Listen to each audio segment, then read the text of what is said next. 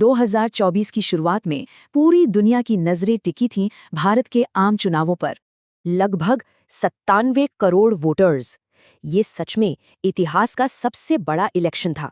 ज्यादातर पोल्स और सर्वे यही कह रहे थे कि मोदी की बीजेपी आराम से तीसरा चुनाव भी जीत जाएगी। तो फिर इन नतीजों को इतना बड़ा पॉलिटिकल शॉक क्यों माना गया? चलिए समझते हैं। तो मुकाबला था दो मेन खेमों के बीच, एक तरफ रूलिंग एनडीए और दूसरी तरफ INDIA। और हाँ, दोनों ही तरफ नेशनल पार्टियों के साथ साथ कई मजबूत रीजनल पार्टियां भी थीं। पहले बात करते हैं एनडीए की।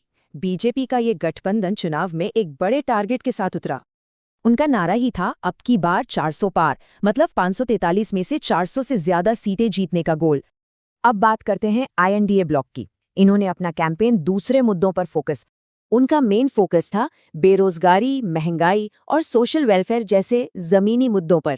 ये चुनाव 44 दिन और 7 फेज में हुआ और इस दौरान कई बड़े मुद्दे छाए रहे।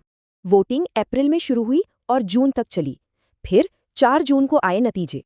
इसी दौरान इलेक्टोरल बॉन्ड्स पर सुप्रीम कोर्ट का फैसला भी एक बहुत बड़ा टॉकिंग पॉइंट बना। और फिर आया 4 जून।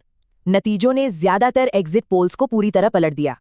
सबसे बड़ा झटका लगा बीजेपी को। 2019 की 330 सीटों के मुकाबले पार्टी सिर्फ 240 पर सिमट गई।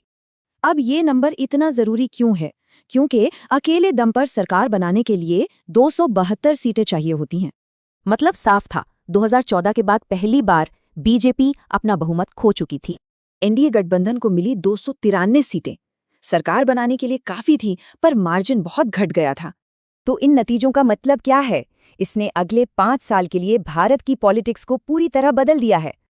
अब सत्ता की कमान एक मिलीजुली सरकार के हाथ में है, जहां सहयोगी दल किंग मेकर बन गए हैं।